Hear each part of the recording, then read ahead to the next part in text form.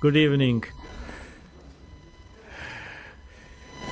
I wish you all the best for the new year. We didn't do it in January, so at least now. Before we start today, I'd like to remember two people whom we once hosted here and who have left us. First and foremost, it's Professor František Januš, whom we had here, I think, back before the COVID era, and who recently passed away at the age of 92. Another person who has left us, but who was here even earlier, was the archaeologist Petr Šávet, who gave a talk here about the oldest Czech myths, so we remember him as well. I hope there aren't any others I've forgotten who have left us. Today we will be talking about light and its effects on organisms, including our own bodies. It's an interesting topic because ever since ancient times people have used artificial light. They didn't just rely on daylight, and with the invention of the light bulb and various other light sources, this habit or perhaps even virtue became even more widespread. And light has various positive and negative effects on our bodies. So that's exactly what Mr. Hynek Medřický will be talking about here, about whom I already wrote a few sentences in the invitation. Before I hand the floor over to him, next time there should be a talk about Bedřich Hrozný, which should be given by Mr. René Kopecký. And Bedřich Hrozný, as is well known, was a prominent figure. He deciphered the Hittite language, and he was musicians next to us. Well, I can tell when someone is already holding something in their hand, so it's either a machine gun or a musical instrument. I hope it's the latter. And he was unfortunately the rector of Charles University during the difficult times of the Heydrichiada, so his fate was also marked by that. And for April I still don't have anything arranged yet, but I'll let you know in time. So now I'll hand the floor over to Mr. Hynek Medřický, and please save your questions until the end. Thank you for your attention. Thank you for the invitation, and there are 74 slides, so I'll go much faster. We'll get through it in the hour and a quarter. So, light. Electromagnetic radiation that reaches us from the sun, from gamma rays all the way to radio waves, comes to us through the so-called electromagnetic window in wavelengths, from 380 to 780 nanometers. And we've assigned colors to them. Violet, blue, cyan, cyan is very important, and we'll be talking a lot about it today. Green, yellow, orange, red.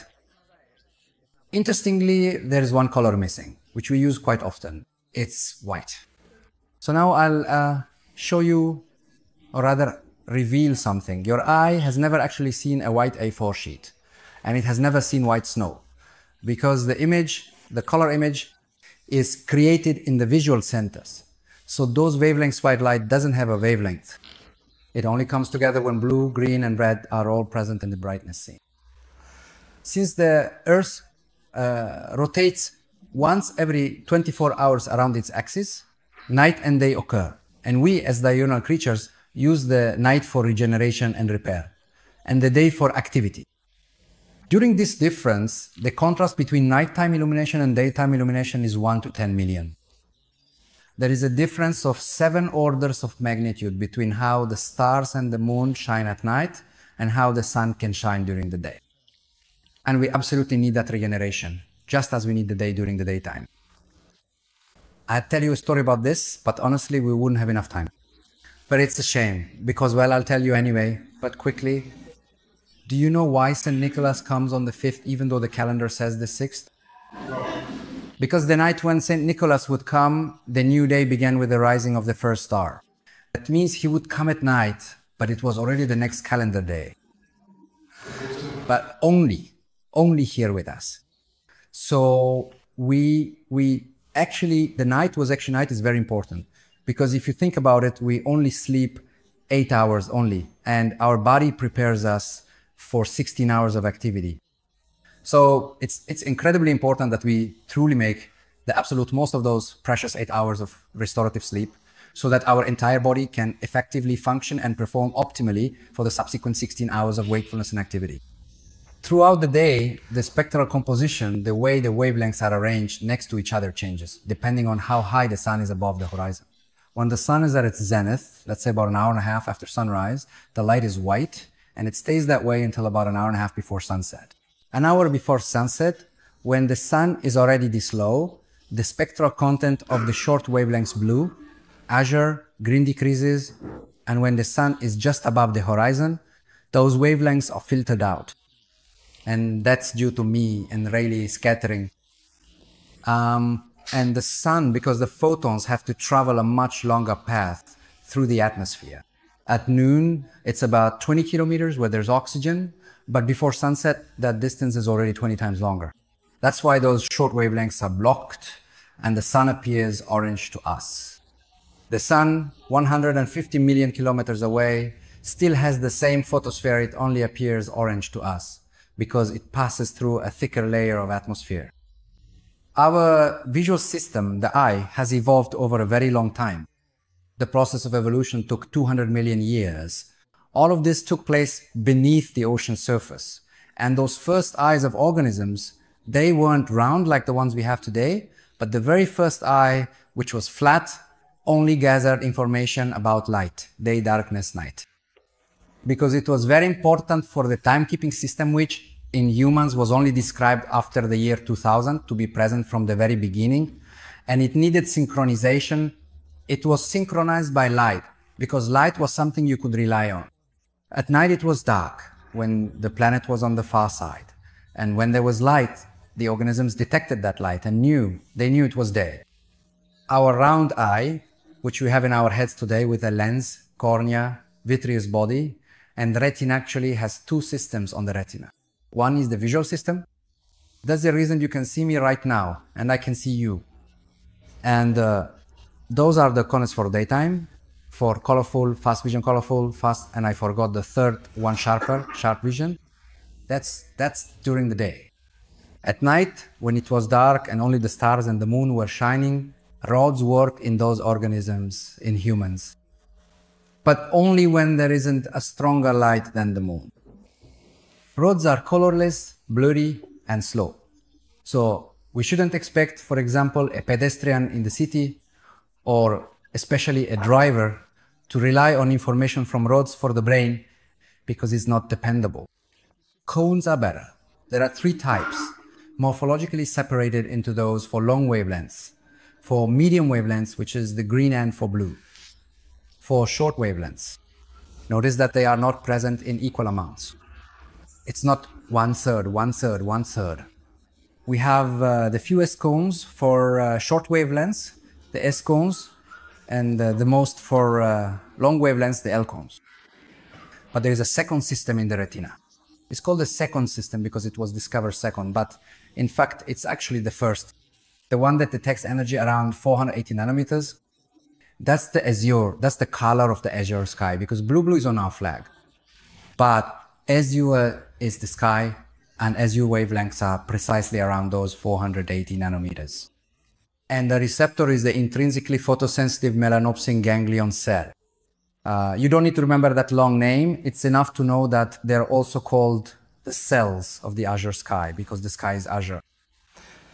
And the information that reaches these ganglion cells for the suprachiasmatic nuclei, for our central clock, brings the information of a subjective day when there is light and a subjective night when there is no light. As I already mentioned, the short wavelengths, the blue ones, make up only about 3%, around 30% for green, and about 60% for red. And one more important thing. Notice that in the fovea centralis, at the point of sharpest vision, there are no S-cones at all. There are none there. We don't necessarily need blue wavelengths to determine size, speed, direction, or even color, really. If you imagine a helicopter has two engines, one main rotor. Those are the red and green ones. And then the rear one, the vertical one, the vertical rotor for direction. We do need to have a bit of those blue wavelengths there, but we don't necessarily need a third of them. So we don't actually need that energy in order to see well. Circadian rhythm, you've definitely heard of it. It's the timekeeping system of organisms. We humans have it, other living organisms have it, and even plants have it. And the circadian rhythm is essentially a timekeeping system. Every cell, every organ has its own internal clock. And in fact, the body is covered in clocks. But there is one central clock that controls everything, because neither the cell nor the organ knows whether it's light or dark outside, whether they should be in the subjective day or subjective night. They rely on the central clock, and the central clock is the suprachiasmatic nucleus. And we can imagine it as a conductor. And let's say each of you is an orchestra player, violin, viola, flute, clarinet. And when you practice, it's a joy to listen to. Neighbors open their windows and say, "Our neighbor plays so wonderfully." But when you all gather together in the hall and there's no conductor on the podium, it's unbearable to listen to. And we need our conductor, which is located at the crossing of the optic nerves, to receive the correct information and not be desynchronized by light. Because someone might say that the circadian rhythm can also be regulated by temperature or food. Yes, it can, but for millions of years, that couldn't be relied upon. The only thing that could be relied on was light. There was always a lot of light during the day and always less light at night. And that Zeitgeber, that main regulator, it's no wonder it's light, because that was simply the most practical. So we should really take care of our conductor. The Nobel Prize was awarded for this in 2017, and it was for the molecular mechanism controlling the circadian rhythm. And guess what model Jeffrey Hall, Michael Rosbash, and Michael Young used? What animal model did they use? It wasn't a rat or a rabbit. It wasn't even a mouse. It was the fruit fly, Drosophila, because it doesn't really matter what you use to study it. The mechanism is 500 million years old. That's a mechanism that's 500 million years old. You can study it on whatever you want, and you'll get exactly the same result. So with the fruit fly, those little flies that come out of the trash well, for studying those, they won the Nobel Prize. But of course, they didn't work on them for just 2 years. They worked on them for 40 years. Artificial light. Our ancestors, as has already been mentioned here, used flame fire. And fire has been used for approximately 1.5 to 1.8 million years. No one knows exactly, and we'll probably never find out for sure. At one high school, when I was giving a lecture, someone shouted out, "A long time." Yes, that's right. That's the correct answer. A very long time. So for a long time, our ancestors used flame at night after sunset. But that flame only produces a few lux, just a low number of lux. When our ancestors worked outside, they were exposed to sunlight even if the sun wasn't directly visible, even if it was hidden behind clouds. But that's still tens of thousands of lux. If it's noon in the summer with a clear sky, we can measure 100 or even 120,000 lux. When it's overcast, really, really bad, during the worst time now in winter, it's 6,000, 5, even 2,000 lux. But that's already really dark. That's rare. But it's said that in winter at noon, when the sun is shining, it's 30,000 lux. In summer at noon, it's over 100,000 lux. And someone might say, such a big difference? The thing is, we don't perceive things linearly. We only perceive light in terms of orders of magnitude. That means no one will immediately say, I can see right away that in winter there are 70,000 lux less than in summer. We can't tell the difference. We just know that tens of thousands means it's a beautiful day, and the difference our ancestors experienced was 3 orders of magnitude between day and night. But in 1879, Edison brought the electric light bulb to the patent office and changed our behavior. We no longer work outside. We work under roofs and behind glass. We light our spaces with electric lights, and we no longer have tens of thousands of lux. Now we only have hundreds, but when we come home, we don't light fires anymore. We use more electric lights, and we create lighting levels of hundreds as well. This means we no longer have a difference of 3 orders of magnitude like people did 200 years ago. Now the difference is 0 or at most 1 order of magnitude. If you have some dimming at home, you might get down to a few tens, but it definitely won't be single digits anymore.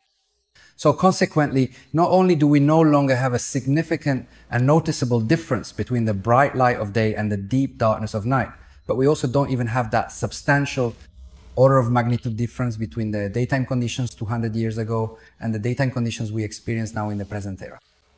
In fact, 300 years ago, 1 hour of lighting cost 3 hours of human labor. That's why nobody did anything at night. It was expensive. Today, when I say to someone, electric light is overused because it's cheap, once you get your electricity bill, you probably won't agree with me. But compared to 300 years ago, lighting with electric light is really cheap today, and that's why it's overused.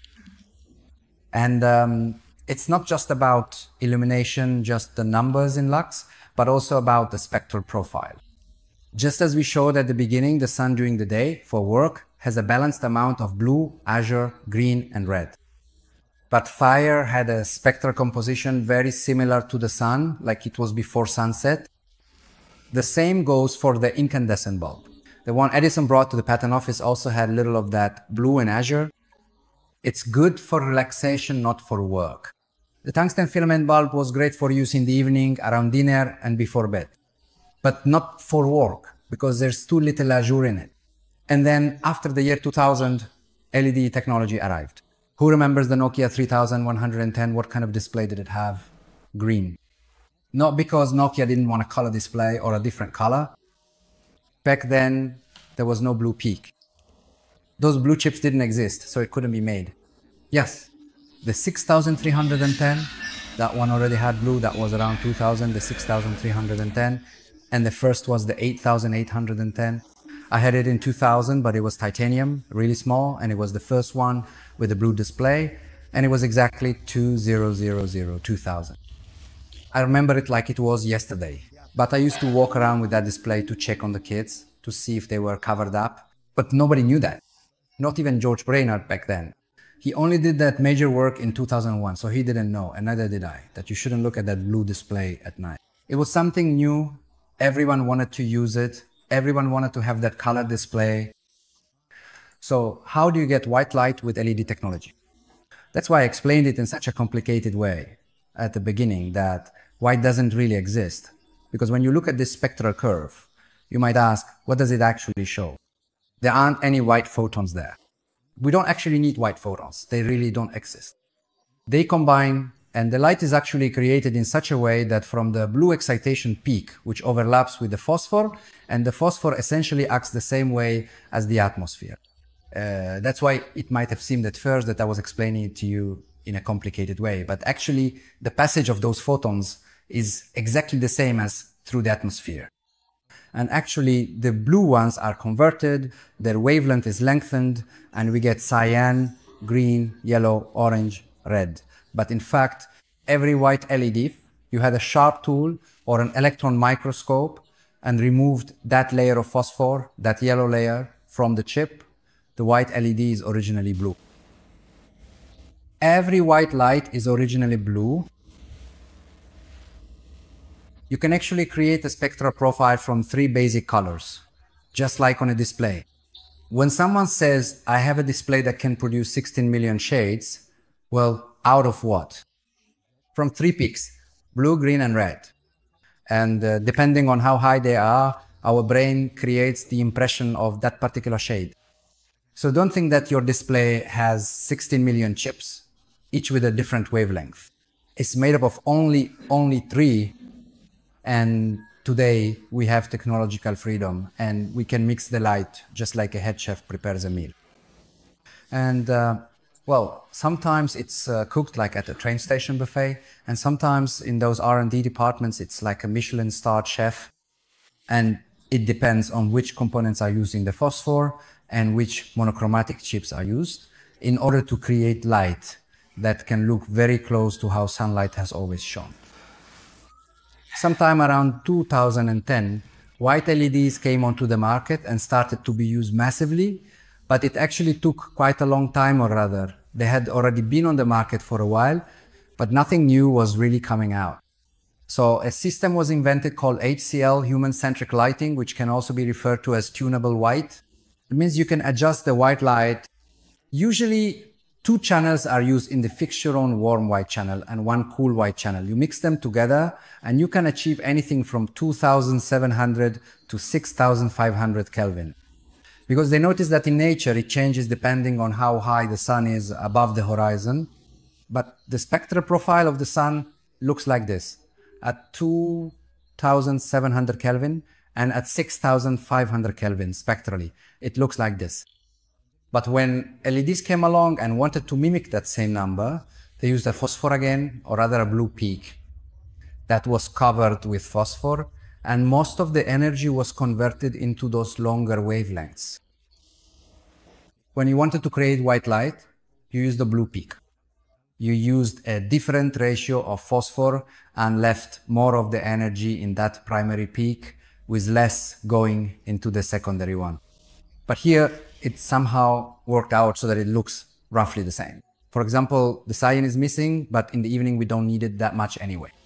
But during the day, we need cyan to support the brain's cognitive performance.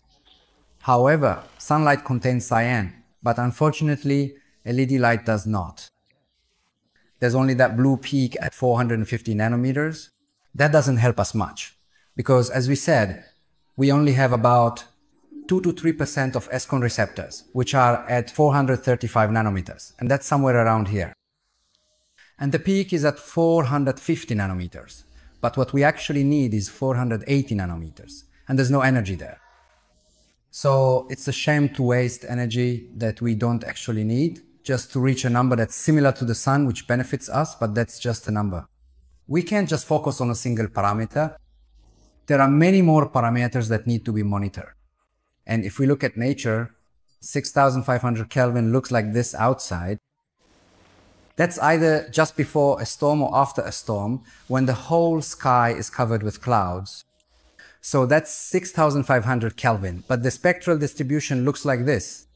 It's not just a single peak and a little bump. It's a full spectrum. If someone says 4000, I prefer an LED or any other electric light at 4000. But 4000 is what we get about an hour and a half, or rather 2 hours before sunset. You can't create an optimal environment in an office or school for someone to learn well or work well, because psychologically that kind of light makes us feel like the day is already ending. So what color temperature, what kind of light progression should we be using? The kind you get when there's some cloud cover but not complete. You need to be able to see the solar disk, but actually what gives us the most light isn't the sun itself, but the sky, the azure sky. And at that time, it's balanced. Blue, azure, green, yellow, orange, red, it's all balanced. So that's the best spectrum to use when you want to be active. That means when you're working, studying, when you want your cognitive performance to be at its best, you know what cognitive functions are, right? The ability to remember, the ability to recall from memory, to shorten reaction time, those are cognitive functions, and they are supported if the light, whether natural sunlight or electric, contains azure wavelengths. And now, here's a new slide. Every year, we always add something new. And this year's addition is, if you look at the weather forecast, so I just checked it a moment ago, and it says 5 degrees. That's the outdoor temperature, but you can switch it to feels like. It feels like 2. That means we perceive light not only by its intensity, but also by its color, how it feels to us. The shade of that light, that means when you use the popular 4000 Kelvin during the day, let's say around 1 o'clock in the afternoon, because we have the sun, or rather the sky, as our reference, it actually feels to us not like 4000, which is what we'd objectively measure with a radio spectrometer, but it feels like a lower color temperature around 3500. However, this changes after sunset, because once the sun sets, we no longer have that reference. We no longer have the sky. What would we compare that light to? So then 4000 Kelvin changes, and it no longer feels like 4, but rather like 5. And when it's 10 o'clock at night, which means it's time to get ready for bed, basically by that time, I'm usually already asleep. Probably not tonight, but yesterday I was already asleep by then. So if you turn on a 4000 Kelvin light, you actually perceive it as 6000 Kelvin. And it's the same with intensity. Last week, I slept in a hotel and there was a green indicator light on. A little annoying one on the emergency exit sign, and I thought, no, I'm too tired, I won't bother with it during the day. When I got there, I didn't even notice that there was a green light shining in the hallway.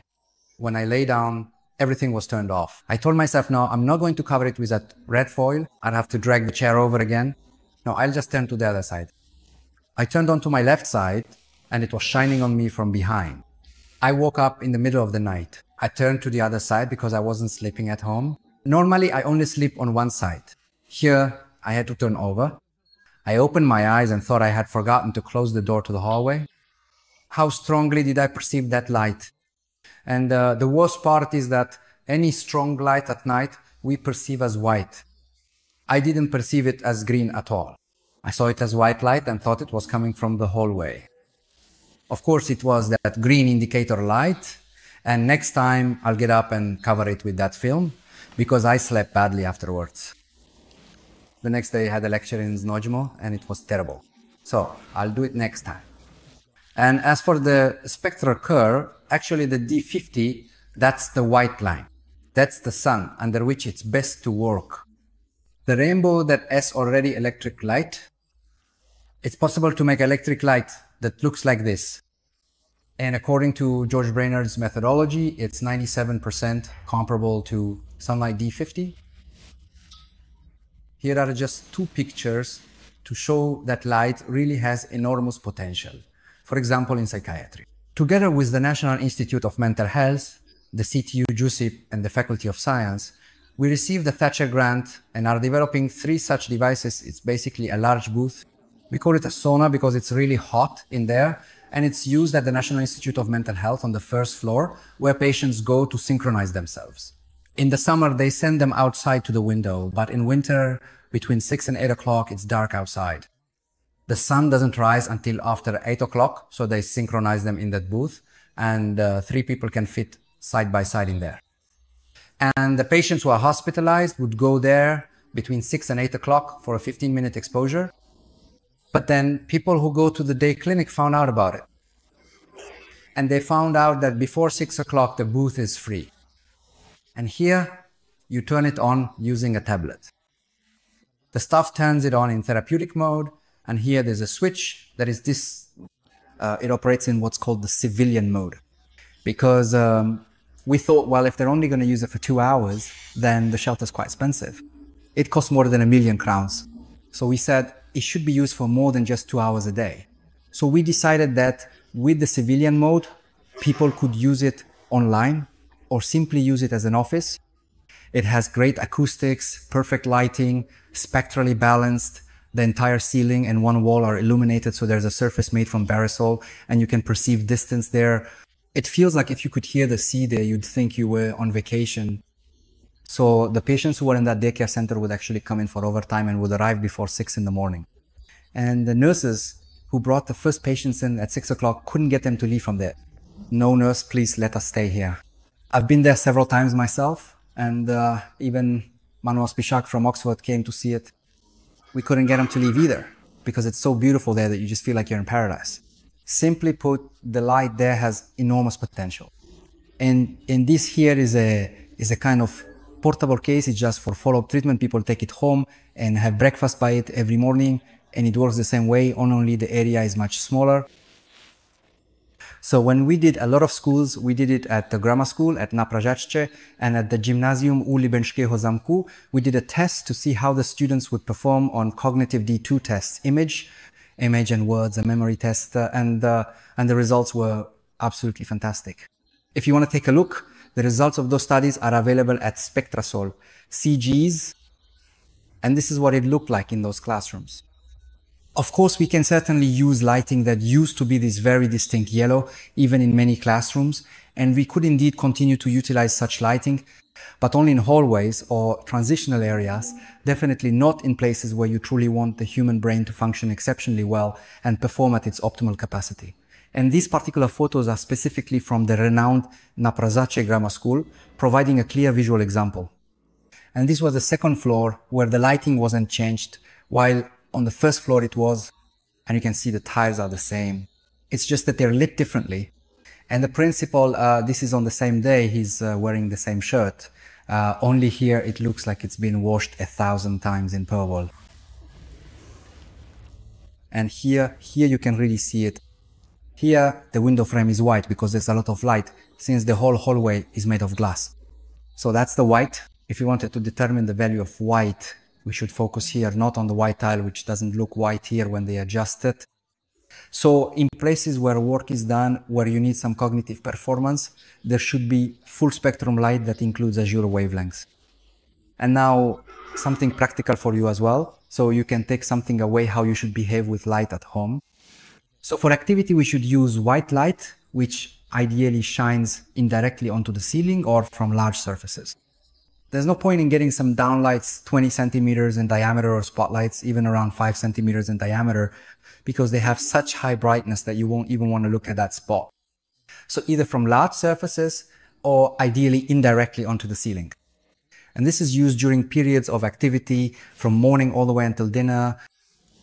Around dinner time, when you use lighting, not only should the light become warmer, using warm white light, but you also need to change the intensity and the angle from which the light enters your eyes.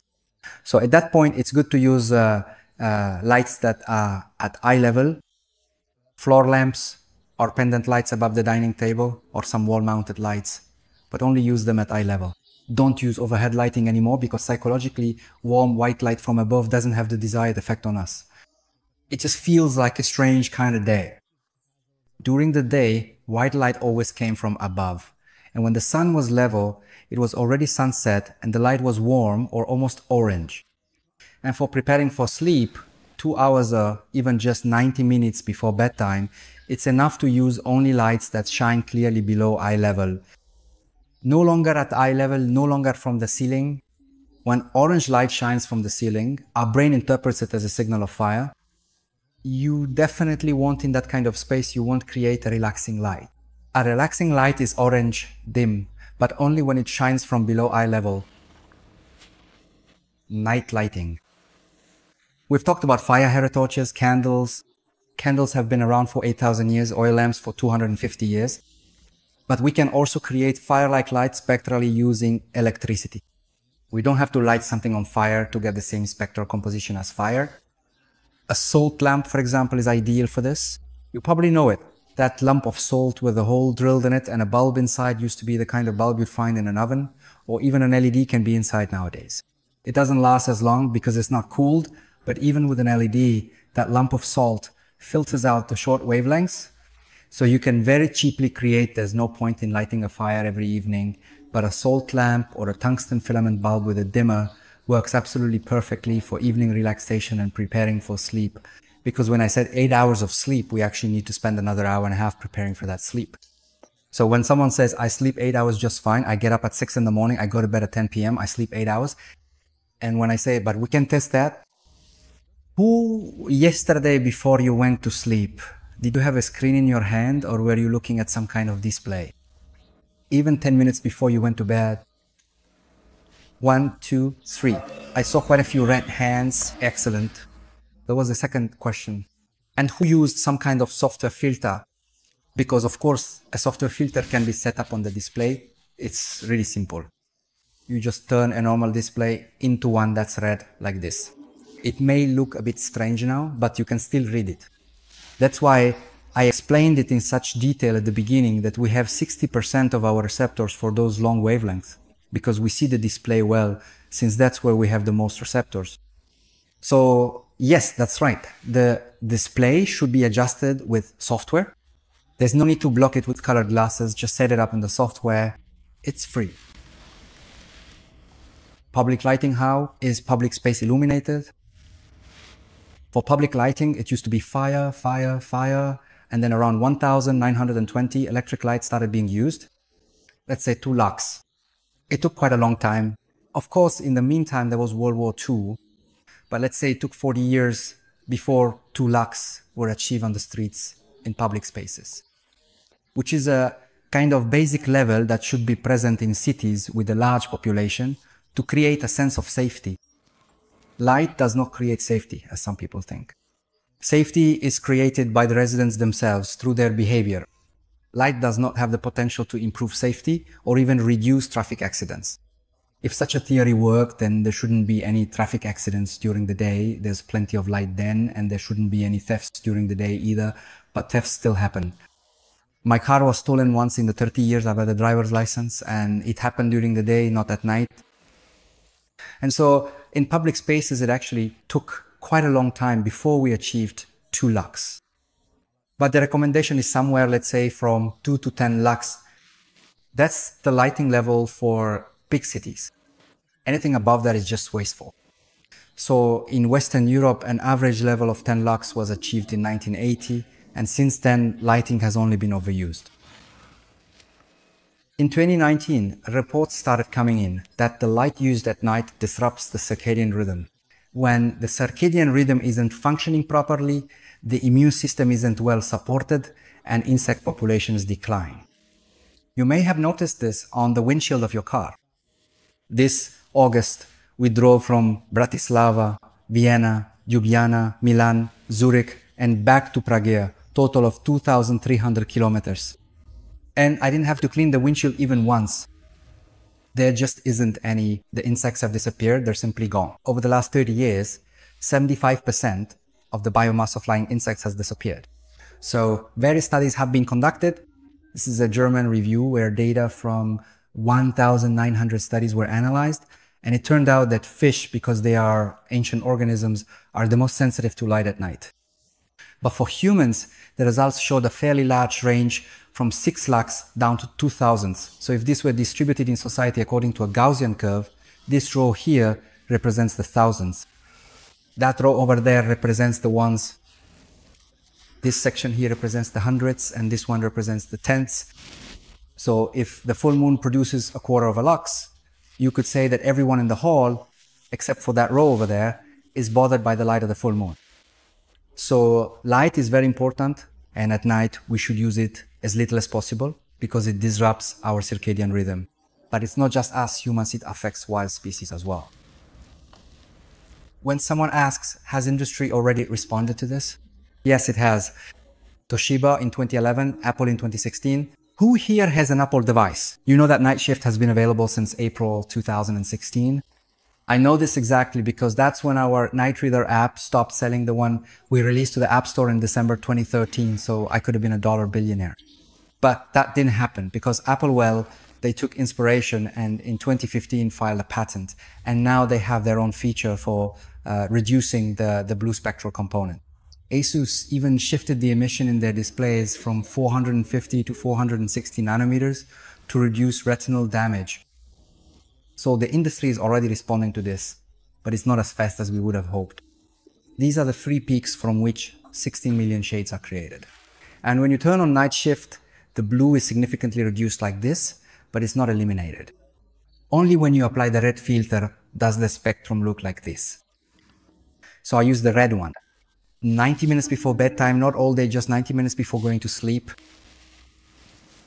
Now, cars, front headlights. A new study just came out, and now the biggest automobile club in Germany, ACAD or ADAC,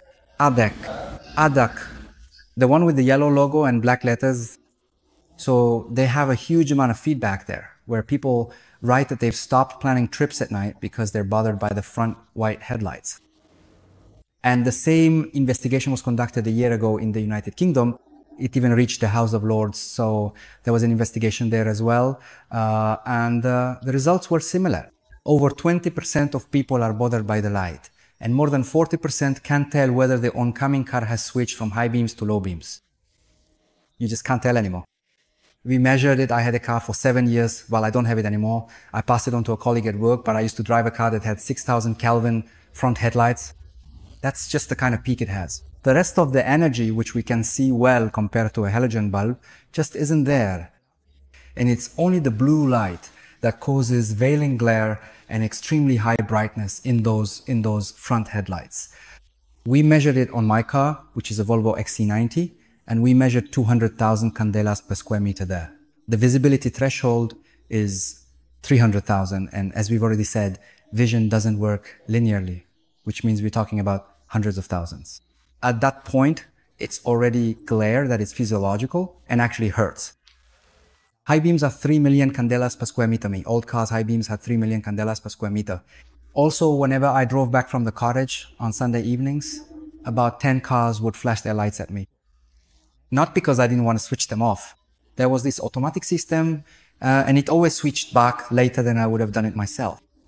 But even when I had the low beams on, people still thought I was using the high beams. I was in Switzerland from October to November, and when I crossed the river in Austria and drove on the highway to Zurich, it was raining. And since Switzerland is simply a wealthy country, they also have newer cars there. Our average car is 15.8 years old. So now that I'm driving a 2-year-old car, someone else has to balance that out with a 30-year-old car on the other end. So mine still has a halogen bulb, but in Switzerland, all the cars coming toward me had white lights. Here, every other car still has halogen lights, but over there it was all white. I had to hand it over to the autopilot. I pressed the button on the steering wheel so it would stay in the lane. I couldn't see anything at all. Nothing, just white fog in front of me. So it was quite dangerous. And that's the result of those 2 studies from Germany and the UK. Basically, the manufacturers have gone completely crazy and are putting in 6,000 Kelvin with a spectral profile that's absolutely unnatural for the human eye and unlike anything that was used here before. If any of you remember, in France, the front headlights were yellow. Cars had yellow fog lights because yellow wavelengths contain a lot of long wavelengths that pass well through aerosol. Why do car manufacturers put them in there? We've asked them several times. The answer, because people want it, so that at first glance, you can tell the car is new. Honestly, it's just crazy. Now there's a brand new one Škoda has new front headlights, and designers made it so that a bit of blue light shines to the side. And they explained there how complicated it was to get through the homologation process, since front headlights aren't supposed to have a colored tint. At first, they thought about green, since green is Škoda's corporate color, but the green didn't match the body color of the new models. So honestly, they're just total lunatics. They just put it there purely for design reasons, and only so it would sell well. So we've just recently established an association, and we're going to submit a proposal to have these headlights pulled from the market. They probably won't actually recall those cars, but at least they'll know they can't just do whatever they want. So the spectral composition of new LED cars and old halogen ones is completely different. And yet, all it would take is to use a lower color temperature. They can simply choose that cheap, just like a head chef picks the quality or type of meat. The manufacturer or designer of the light can also decide to have just this little bit of blue. No, they want that white light because it looks new.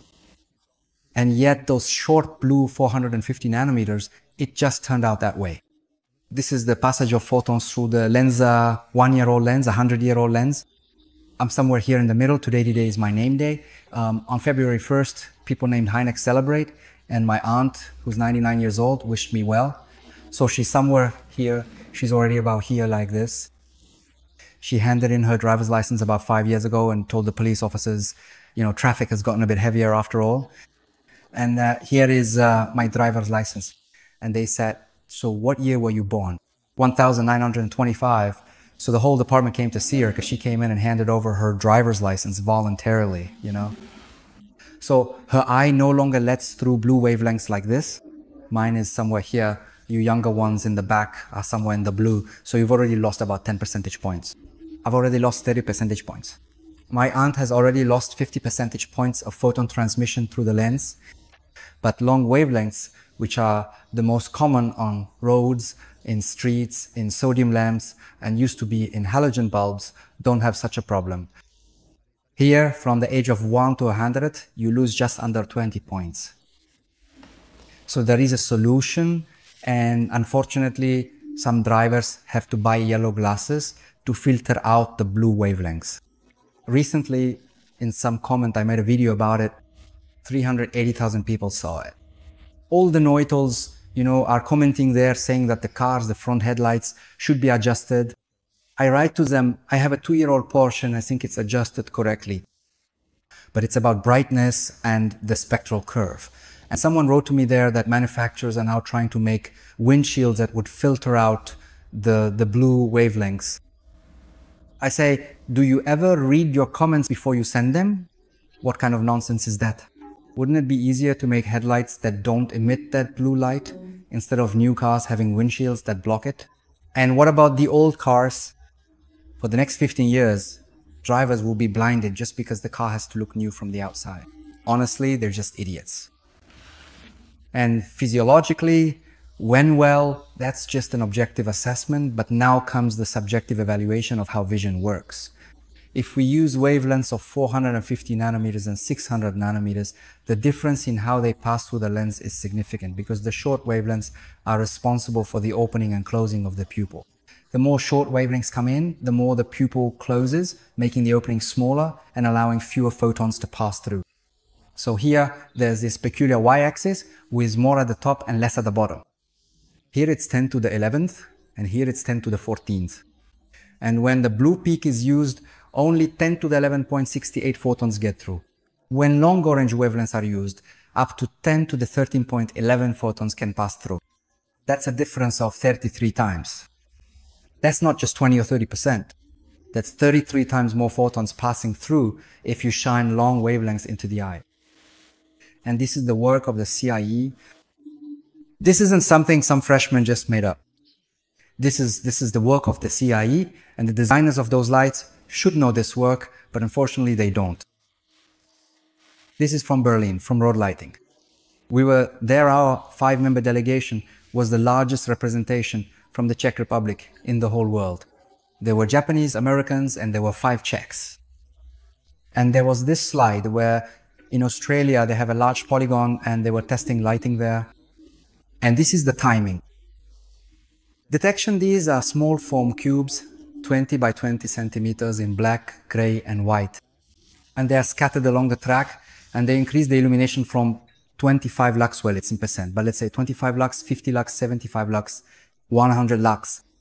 From 25 to 100 lux, that's 4 times more light, 4 times more energy, 4 times more money. And the time from 2.21 seconds was reduced to 1.82. So that's a reduction of 17.6%. We would have to increase the illumination 4-fold to gain 17.6%. Someone might say, but those few seconds could save a human life. Yes, but it turns out that the more light you give drivers, the less they follow the rules and the faster they drive, because they have a false sense of security from being able to see well. They actually see poorly, but it seems to them that they see well, so they drive faster. And at that moment, the time difference, the benefit from that extra time is completely lost. And in fact, it's even worse.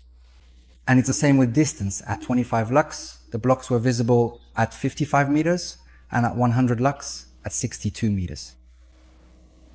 Wait, that seems backwards. At 25 lux, they could see them. Yeah, that's right. They could see them at 55 meters. And when the illumination was increased 4-fold, they could see them at 62 meters. So the difference is 7 meters, which is 12.7%.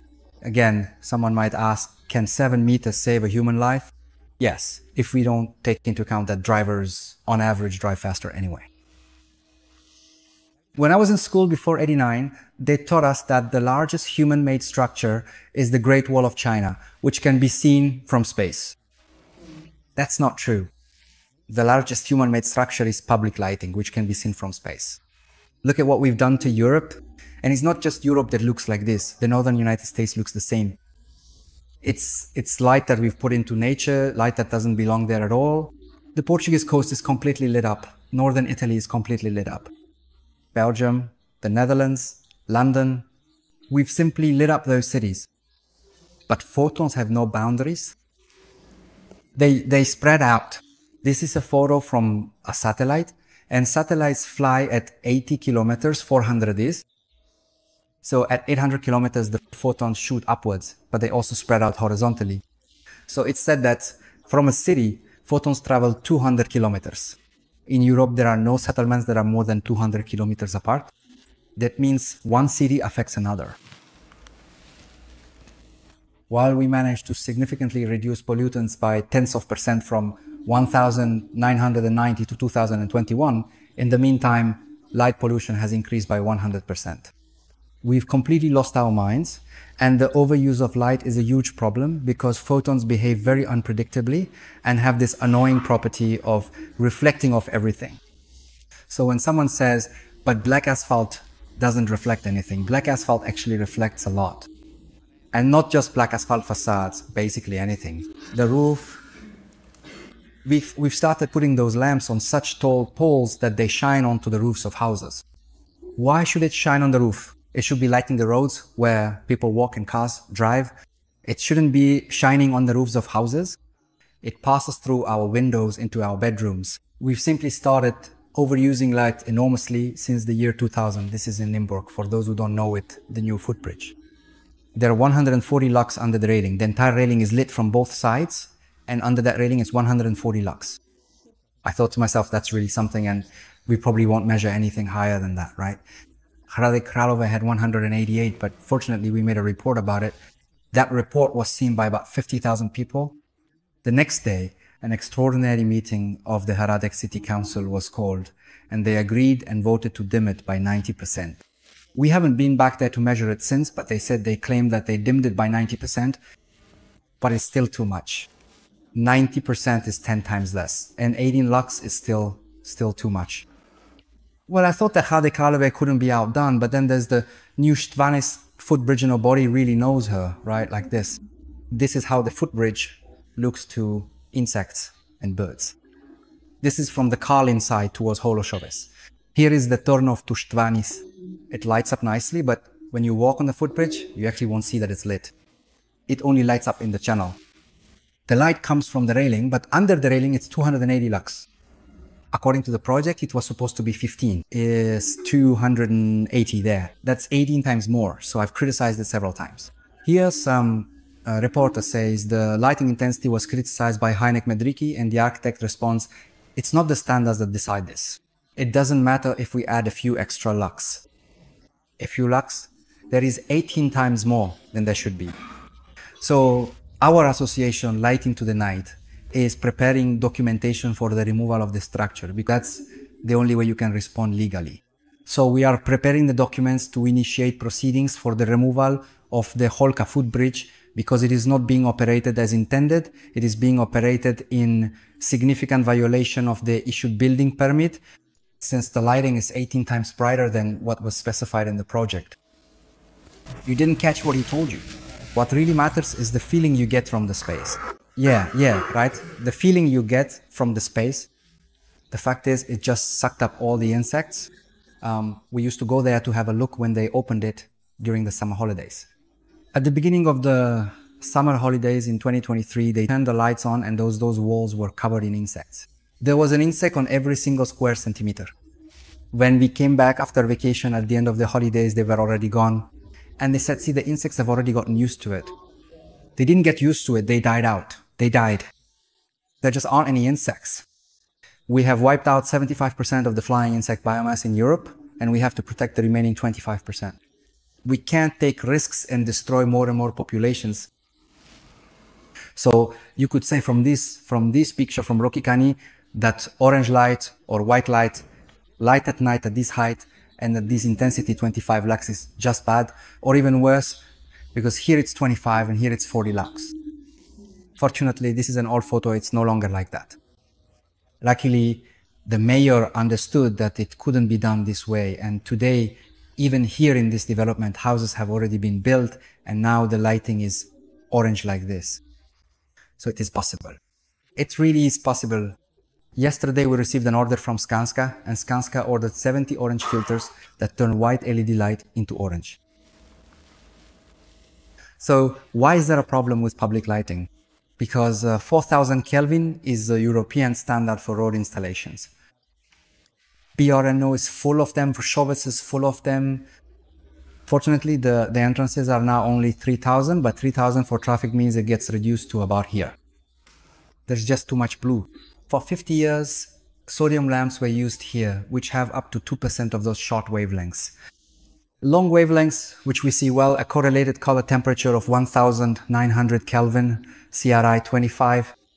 It has been used in Europe for 50 years. It worked for 50 years. Suddenly, there was a change, and 4000 Kelvin became the traffic standard. Then, under pressure from citizens, for example, right now in Bratislava, they're replacing it, but honestly, 4000 is nonsense. We can't use lighting that was developed for office illumination, definitely not at night. Here, there's still a share up to that's at 500, up to 500 nanometers. No, it's the circadian, that's the circadian curve. Just like we have the lambda curve, which is used to calculate illuminance, there's also the C lambda curve, and that's actually the curve of the effectiveness of our circadian, our time system. And that's the V lambda curve, that's visible photopic color vision. So here, out of 100%, we have 14% for circadian. But when it's white light, then out of 100%, we have 60% circadian energy. It's just completely, there is a complete and utter lack of understanding about just how truly dangerous it is to use bright white light at night, especially in certain environments. This is PC amber, also an LED technology, except that it's P for phosphor, C for converted. It has about 1800 Kelvin, and it's also LED technology. So it has all the same advantages: low power consumption, easy to regulate, flat unidirectional emission. But if we take 100% from the photopic curve, its circadian effectiveness is only 7%. Basically, it has a better negative impact than a sodium lamp. And if someone tells you, but white light is more efficient, we can get more out of 1 watt. Light energy, yes, that's true. If you calculate it using the methodology from 1924. This year we'll make a big cake, put 100 candles on it, and I'll blow them out, and we should stop using this prehistoric method that's been used for 100 years. They did it 100 years ago with 30 people. The V-lambda curve has been used for 100 years, and since then it's been used and light is evaluated according to it. But the potential, if today, let's say we're somewhere around 150 to 200 lumens per watt, the potential for those yellow-green ones is up to 400 lumens per watt. On the other hand, the whiter we make it, the lower the energy level we reach. So how is it that today white light used in offices has 200 lumens per watt? Because the R&D departments have poured huge amounts of money into its development. Once they start investing the same amount of money into the development of orange traffic lights, will surpass 200 within a year, will be over 200 lumens per watt. In fact, the US Department of Energy projects that orange light could reach 300 to 320 lumens per watt. Yes, compared to that, low pressure light. Low pressure isn't good because it's like a laser, it's just a narrow beam. It's a line and you can't see colors underneath it. It's monochromatic. It's monochromatic, but the efficiency is similar to, yes, it is. But nobody would want to be under that. We could build you a light that could have, say, 400 or even 600 lumens. Well, not 600, but a 500 lumen light for an office. It'll have 500 lumens, except it'll be green. It'll be at the peak of 555 nanometers for photopic vision. It's just that nobody will want to sit there. But you could have the best efficiency on the market. It's just that nobody will want to use it, right?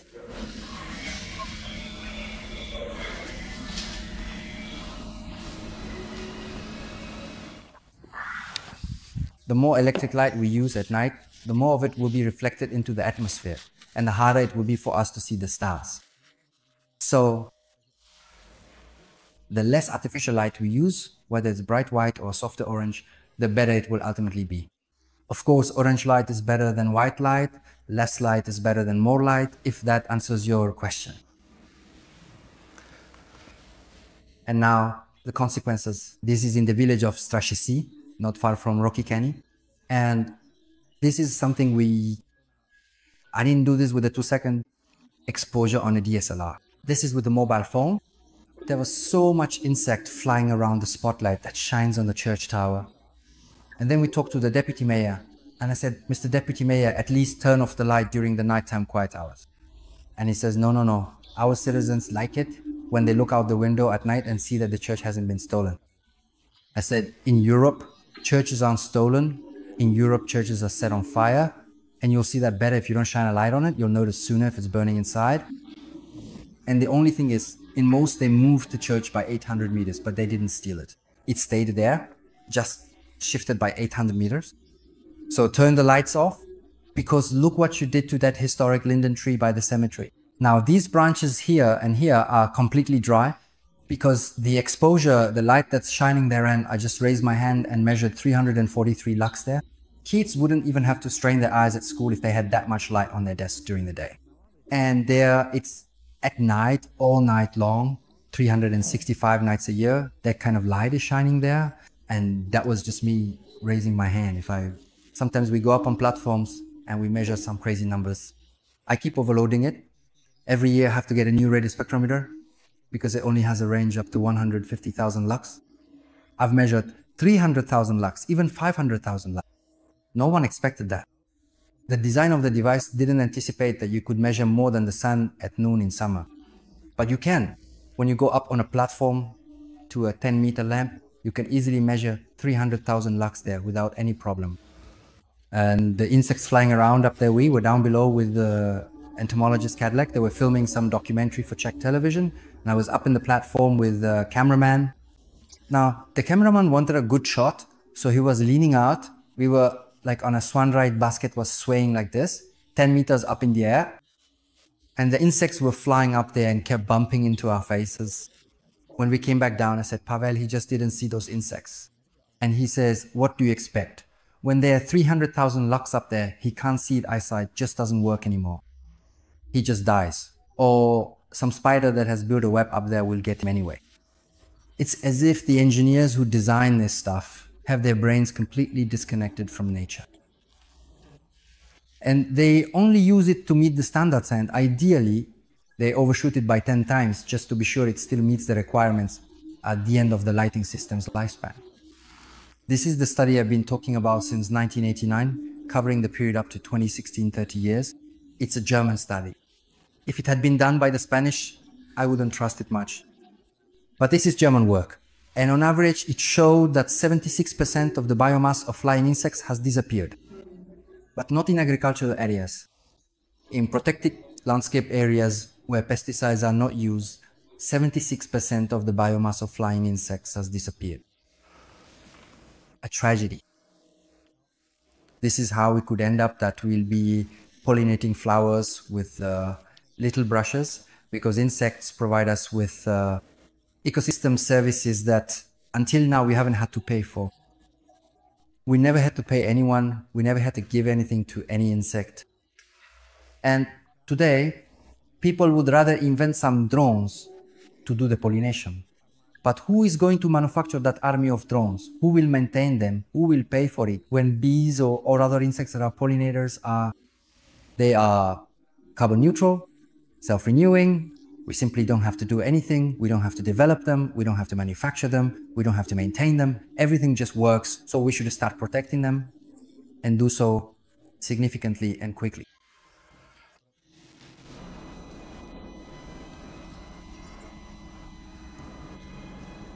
And now about the light, it's not just that it disrupts the feeding and mating times of these insects, birds, and basically humans as well. But we have also disrupted the lunar cycle. Because when we light up European cities with more than 10 luxand, as we said, that light spreads kilometers away from those cities. We have erased the difference that the lunar cycle used to create. If the full moon produces 1/10 of a lux, and the new moon 1,000th of a lux, then the difference, which we call darkness, actually spans 4 orders of magnitude, and nocturnal species are highly sensitive to these differences. And it's not just nocturnal insects and nocturnal species. Even diurnal species perceive the full moon. Who has trouble sleeping during a full moon? And that's just 1/10 of a lux. 1/10 of a lux can cause poor sleep, because the moon in the sky is like a traffic light. The female menstrual cycle is supposed to be 29.5 days, not 28. 28 is a modern number. It used to be 29.5. ovulation at the full moon, menstruation at the new moon. We've completely destroyed it. We've lit up our cities like traffic lights at intersections, and the signal that used to be there from red to green, we've changed, and now today's traffic lights are all colorless lights. It doesn't work anymore. We've simply interfered with a system whose consequences we can't even imagine with what we're creating with light at night. Legislation.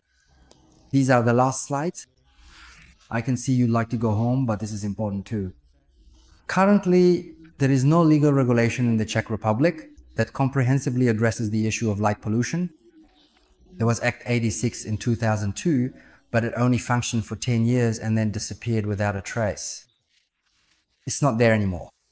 But it wasn't sufficiently communicated to the world. So we are still being praised for the Czech Republic having a standard, for having a law on air protection and reducing light pollution, even though that's no longer true at all. In fact, in 2022, there was a big conference and the Czech Republic was said to have all 4 pillars, just like Switzerland. We finally caught up with Switzerland. We have all 4 pillars, except for that one the law is missing, but they don't know that. Noise and light are together in 258 to 2000. It does protect against noise, yes, but not against light. And another thing, although one swallow does not make a spring, but let's say the Ministry of Health has created a strategic document called Health 2030. And on page 35, light at night, the blue component, blue light, is mentioned several times across 4 paragraphs. So it's already being written about. It's just that who among you even knows that such a strategic document exists? Sure, the Ministry of Health created it, but they didn't really inform the hygiene stations or anyone else. So the document exists, but no one actually follows it. Everywhere, people talk about how it should be reduced. Lombardy 2000, Czech Standard 86 2000, then CIE 150, Slovenian Regulation Interdepartmental Group 2017. How should it be reduced? And in the meantime, from 1995 to 2020, white light increased by 270%, warm white by 130%, and 2000K by 49%. Later, lighting technicians are not the ones who should decide what kind of light is used on the roads. Simply put, the person can calculate to meet the standard, cannot be the one to determine the color temperature and the proportion of blue light. That has to be an environmentalist who says, so it's the same as if the European emission limits were set by engine designers. How do you think that would turn out? Well, just like it is now, this is in Lombardy, that law. What was it? Mantua Castle, that's where it should be. It's the strictest law that exists. And they're supposed to have up to 10 lux, up to 15, right? Up to 15. And on that facade, they have 120 or even 240 lux. So it's simply more than 10 times over the limit. This is a really nice piece of work from 2019, when 18 world-renowned bioneurologists gave recommendations for day, evening, and night. And George Brainerd, who started it all in 2001, Miriam Min, whom I know personally, and even Manuel Spichan, who has already been to the Czech Republic twice. So he saw those lights and he's really excited about it. And in that study, it says that when people sleep poorly, GDP drops by 2.4%. Conversely, if people slept well, GDP could increase by 1.7%. So just imagine the huge potential of losing 2.4% and gaining 1.7%. That's over 4%. The BRNO Appealway have to commend the Ministry of the Environment for this in 2022 during our EU presidency.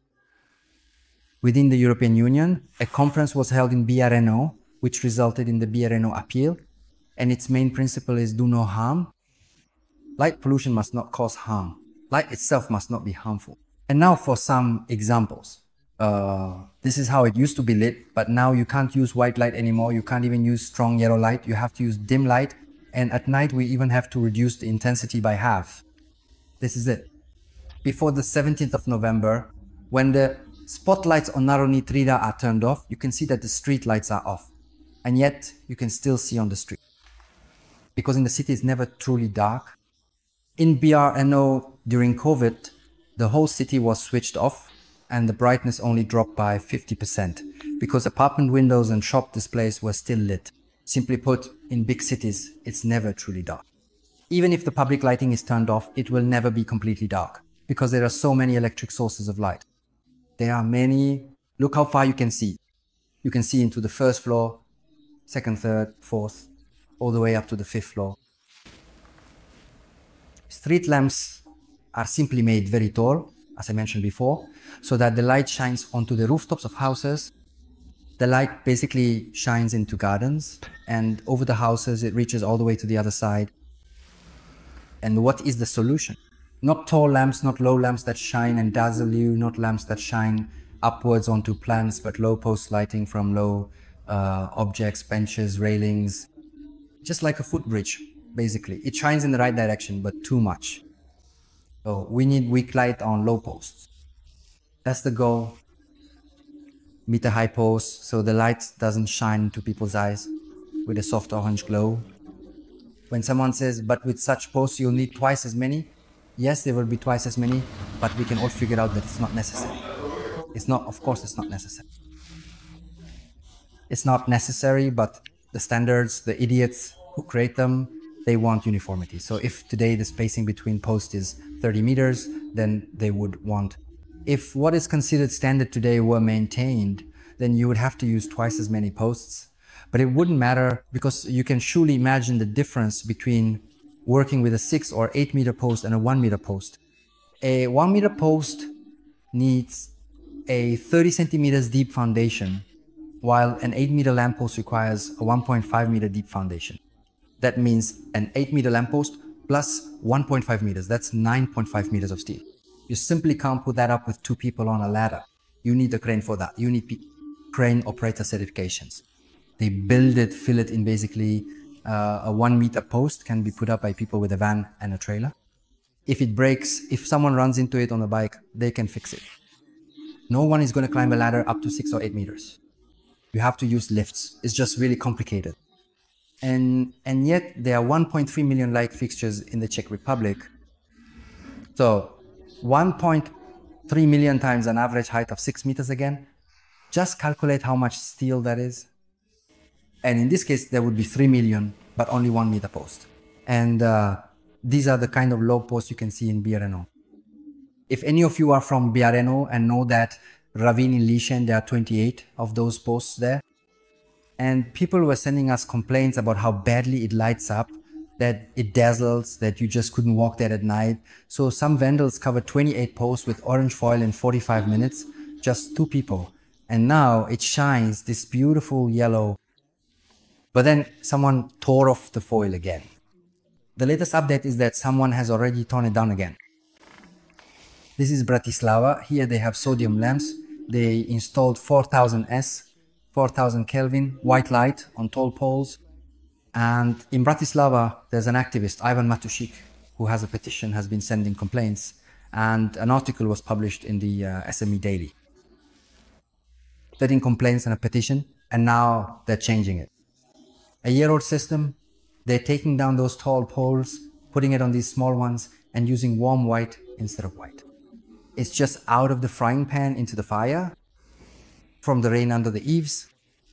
When they had the orange sodium lamp there and people complained, they're just going to keep complaining about the warm white. They should have just put in the orange one right away. The technology exists. PC amber or with an orange optic.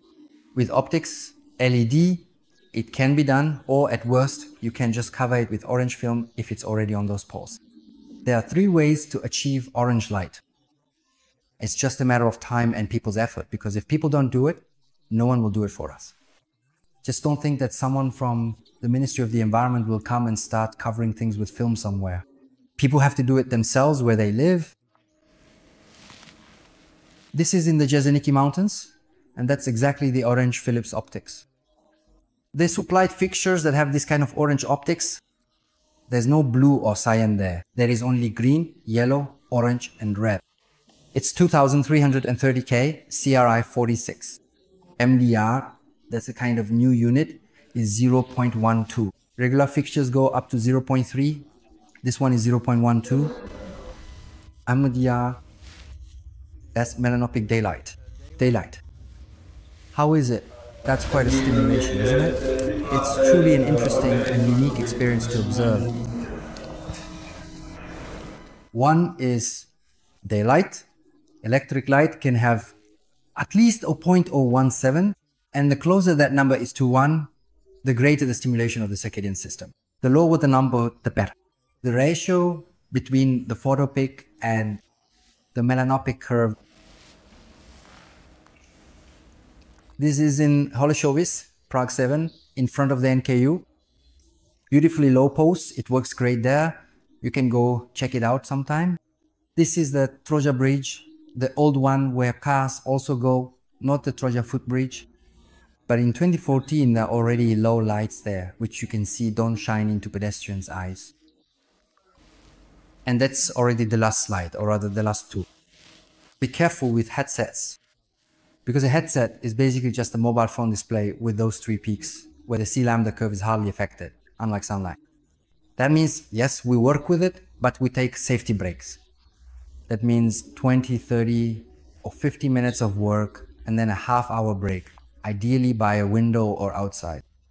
Or by a light that is full spectrum like this, so that the energy is there. Because as soon as you close yourself off, that's even worse than looking at a display. Because when you're looking at a desktop computer, you're still getting some additional light. But here, you put this on, and you only get those 3 peaks. So I believe that Peter Veto, the Hungarian scientist, has already come up with a display that will be full spectrum. So I believe that one day full spectrum sources will be used for this, but for now, there are only those 3 peaks.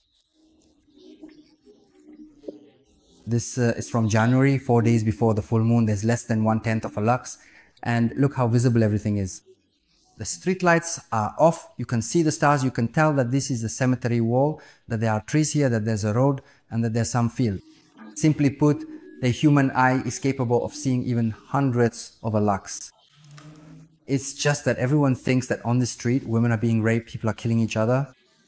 But in reality, women should protect themselves in places where there is an actual risk.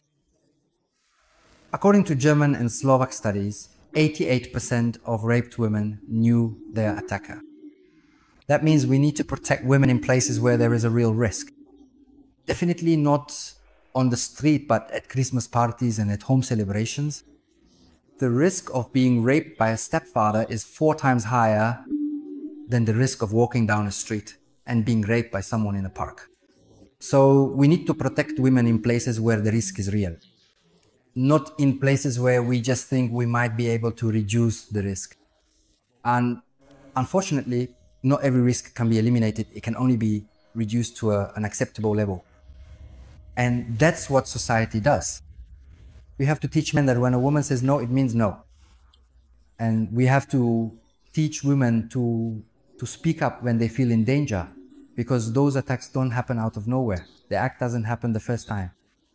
The act usually escalates, and the woman needs to say something at the very beginning to reduce the risk.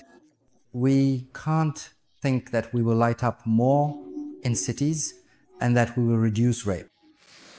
That's all.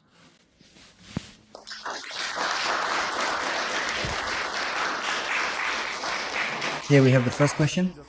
Thank you, Mr. Medřický. And even before the questions, during that lecture, I realized why I see better when I have yellow glasses. I see everything clearer. So now it hit me why that is.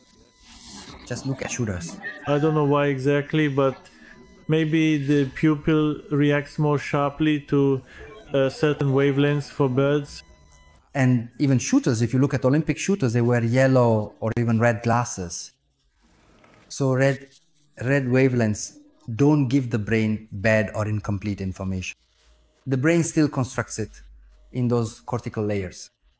And the first is dimension, the second is direction, the third is speed, and only in the fourth comes color. You can try this out when you're driving through the city, say at 40 or 50 kilometers per hour.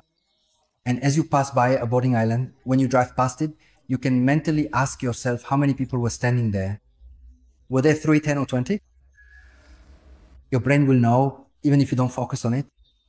But if you ask yourself how many people were wearing blue clothes, how many yellow, and how many red, The brain simply doesn't care. That's not important information. What matters there is the number, speed, and direction. All right, thank you. So, any questions, please?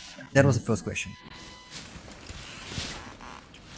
I would like to return to your introduction regarding that approximate process, my rhythm, the conductor with the orchestra, the light, the darkness, and a lot of sensors. It doesn't seem so, because if we look at nature, how long do we have daylight during the winter solstice and how long during the summer solstice? That's a difference from 8 to 16 hours. So what kind of conductor and same timing is that? We have to realize that this system originated 500 million years ago, and life began at the equator with a 12 to 12 cycle. We moved north, we made it to the 50th parallel. We reached the 50th parallel only 100,000 years ago. Northern countries, like the Scandinavian ones, Norway, Sweden, Finland, people haven't even lived there for maybe 5 centuries. And everyone has trouble. Everyone has problems with alcohol and depression. So the best place for us to live would be at the equator, but now it's too hot there. It's way too hot there. So really, this isn't just my opinion, it's a global consensus that our circadian rhythm is regulated by light.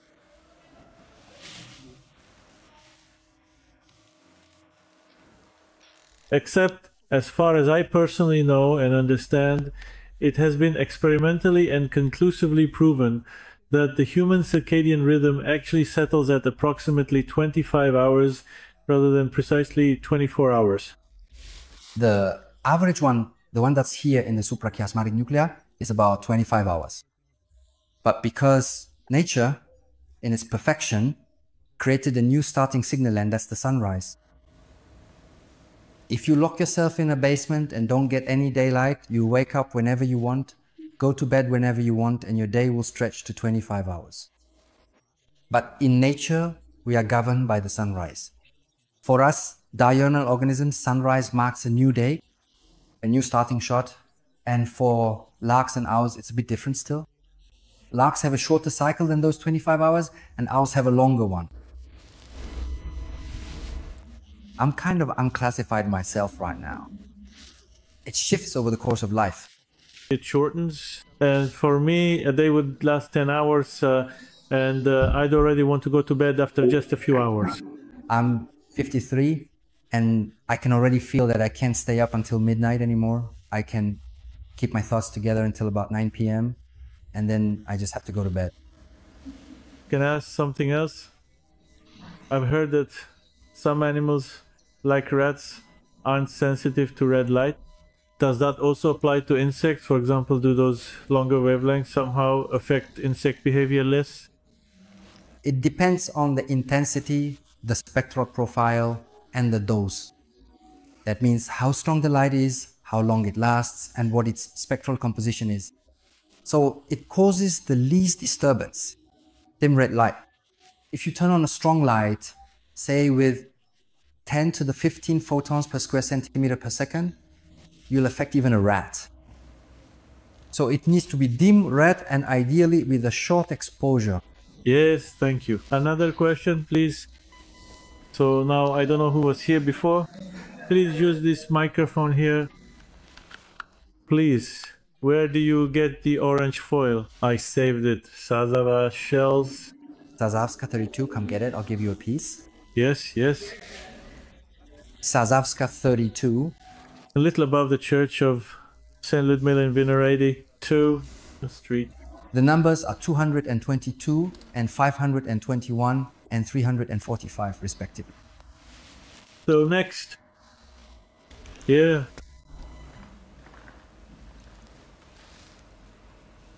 Thanks. And I wanted to ask if you have any ideas on how we could get closer to pan-European regulation. Lighting in general, because as you can probably see yourself, we have a big problem, and this civic activity like putting on red filters or covering lights with film, longer it takes, the more it will already be too late. Can you imagine that this won't just be a problem for individual countries, but that there could be pan-European solutions? Fortunately, regardless of what opinion we may have about the European Union, in July, the European Commission's proposal passed its first reading, which contains 77 paragraphs and paragraph 44A. That one addresses light, and it even states that light pollution is a cause of insect decline. It's there in black and white, and once it passes the second reading, then all the standards and laws can be overridden, because the regulation from the European Commission has greater legal force than national laws. And they already know that this has to be done, because it's all about protecting insects, since there really aren't many insects left. They are now realizing that 25% of insects need to be protected, not further diminished. So of course, it's still going to take a while, and even then, it will just say that it should be protected, but it won't say how. That means civic initiatives like, for example, bilesvietlo.cz. So I'll give you some stickers here later, which are put on poles. Just recently, I saw it. A guy even had it stuck on his car. But I don't mind. If he prints it out, he can cover his whole car with it if he wants. And these civic initiatives make sense because, for example, right now we're going to be contacting all the building authorities at municipal offices, as well as in Prague and at the city hall, to ask them to inform us about where approvals are happening, where building permit applications have been submitted, where there will be lighting, like, for example, the completion of the bypass. So the association we founded is going to be very strict about this, because it was evaluated by the EIA and lights are not allowed to be installed there, since right now there's nothing there, just a field. And if the bypass is built there and lights are installed, light pollution will increase by 100%, even if there's just a single watt on each light fixture. So, now for the next question then. Excuse me, I was wondering, is sleepwalking in some individuals a heightened sensitivity to the specific frequency or the overall intensity of ambient light, or is it primarily because this phenomenon typically happens during the nighttime hours?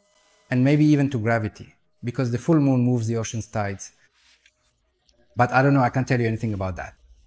I don't know as much about sleepwalking as I do about the light spectrum, but I can't tell you what effect it has, what causes it. That's a question for a psychiatrist. At the National Institute of Mental Health, they could probably tell you. That has nothing to do with light. I actually feel like it's the worst in the Benelux, you know? Really, the Benelux is all lit up. It's like one giant light bulb, right? When you fly over the Benelux, or just when you cross from Germany into the Netherlands, it's a totally illuminated country. Yeah, it's just unbelievable. That's enlightenment for you, I guess. But at least it glows orange. For a long time, they actually had those low pressure, long, about 150 watt lights everywhere on the highways. It looked like a fluorescent tube, not a regular bulb. That's what it was. But of course, now they're going to replace them with LEDs, right? But the regulation will apply to them too. It will apply in the Netherlands and Belgium too. In Belgium, when we were crossing from the Netherlands into Belgium, and actually when we were in the Netherlands, they called me up back then. After your lecture, I didn't know anything, but over there it felt so safe because everything made it seem like it was daytime. And then we arrived in Belgium and suddenly it was dark everywhere. Nothing was lit up. So it wasn't like that there. We don't know how it is today. Mainly the light. Of course, we are a diurnal species. So is it any wonder that we like light? Because we have always been active in the light and we felt safe in the light. Because how do you think we made it to the top of the food chain? With these claws and these teeth? Only with fire. Because we master fire, and our sense of safety comes from having light at night. After all, the entire Enlightenment and the whole church told us that light is life and darkness is death. But darkness is life too.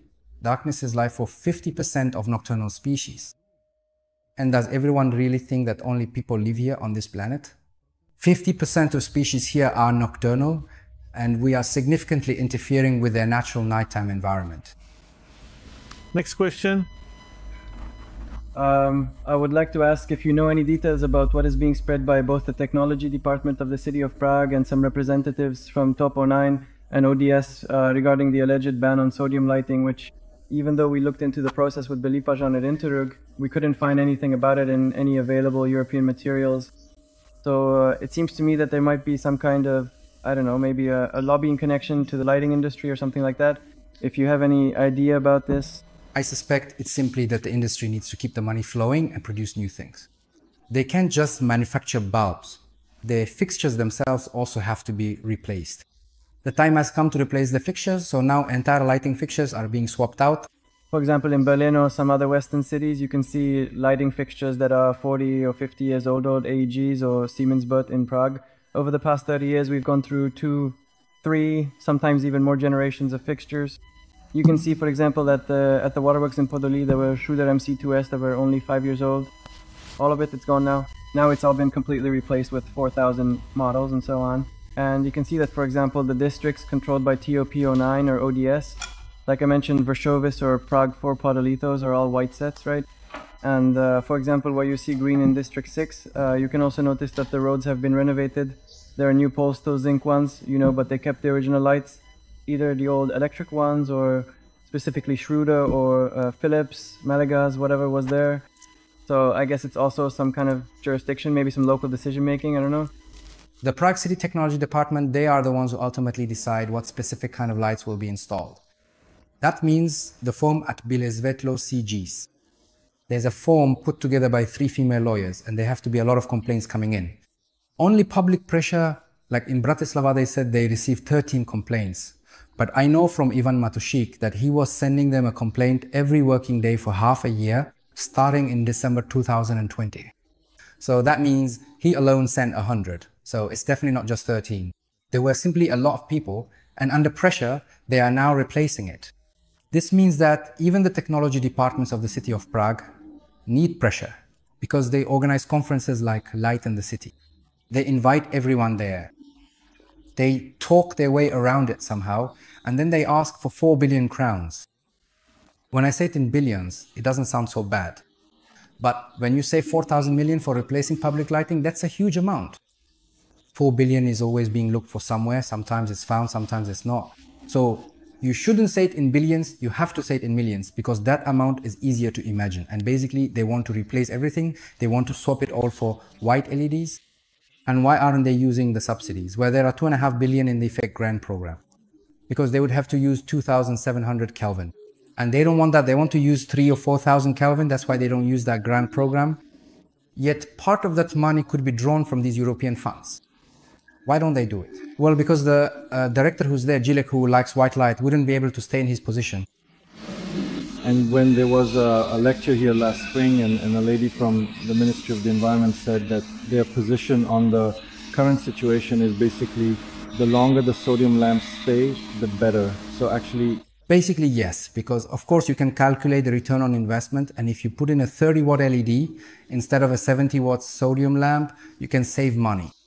When it comes to municipalities today, here in the Czech Republic, there are 6,258 municipalities, and most of them, 5,000, have fewer than 1,000 inhabitants.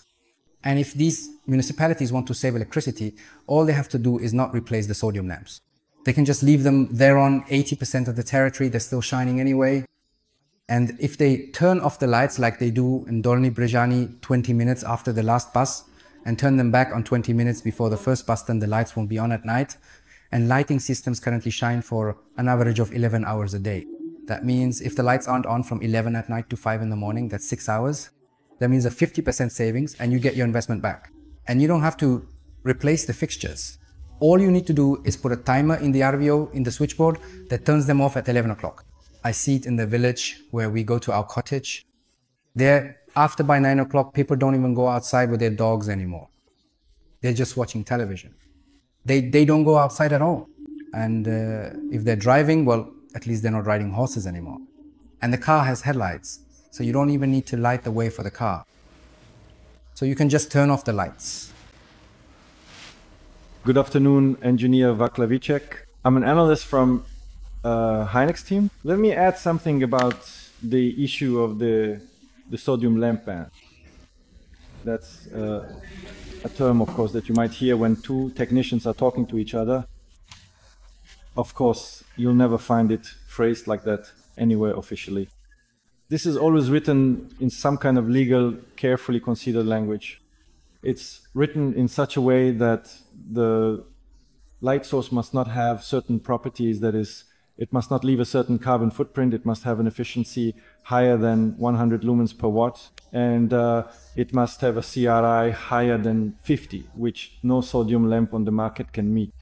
This ensures that they are, so to speak, out of the game, in quotation marks. But you won't find it written anywhere that someone actually banned them, right? You understand? That's just how these things are created. We do it the same way. That means we'll never write anywhere that white LEDs are banned. We'll write it in this kind of language, just like I am now. That means we'll set requirements for certain parameters so that, for example, thermal exposure doesn't exceed a certain value, or some kind of biological stimulation isn't allowed requirements that no white LED will be able to meet.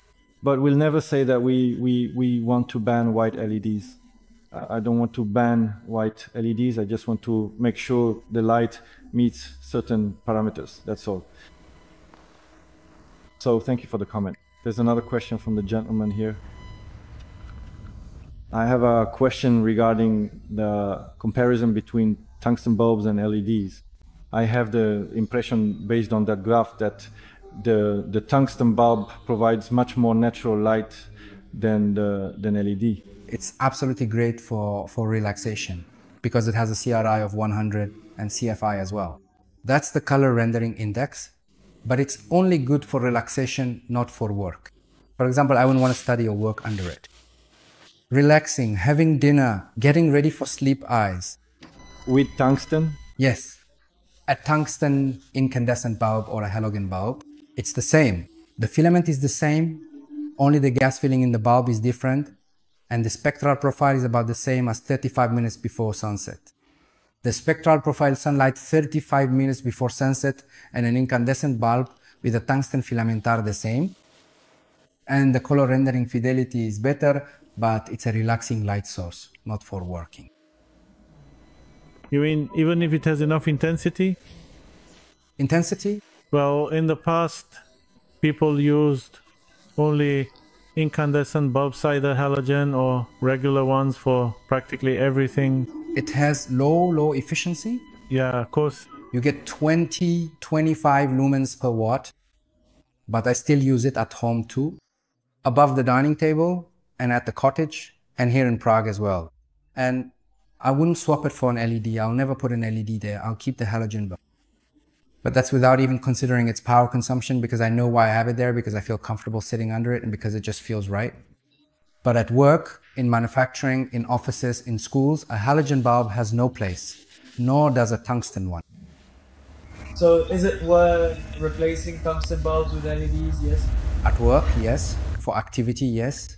But for truly relaxing at home, no. Thank you. Or what about those discharge lamps? How do you see those?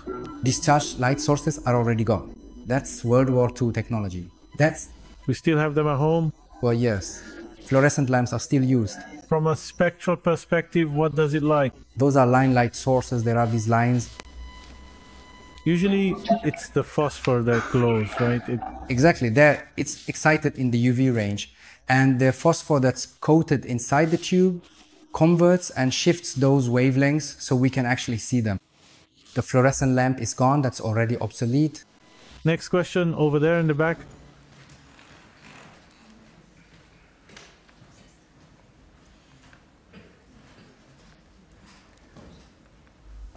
What can I do as an individual to combat light pollution? Join together with other individuals. And once there are enough individuals, that's really the only way as a single person. If you don't have the patience like Matushik, who just sent them something every single workday, then join up with someone who, so that you're part of a group, you know. The more of you there are, then, but of course, even an individual can send comments and complaints. You can download it from the white light. It won't even take you 5 minutes to fill it out. And then I recommend sending it to at least 3 email addresses in copy, so they can't just sweep it under the rug. So I think there are no more questions, or if so, we can handle them individually after the end. I'd also like to remind you there's a collection box here The entrance fee is voluntary, so from 0 to unlimited. But the reason is, as I mentioned last time, that we simply have to pay for renting this room, so that I'm not at too much of a loss. So thank you for being here, for your questions, for your interest, and I look forward to seeing you in March. And especially, I'd like to thank Mr. Hynek Medřický for his wonderful presentation.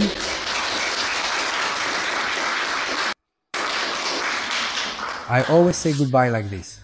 At night, sleep and stay in the dark, and during the day, spend plenty of time in the sun.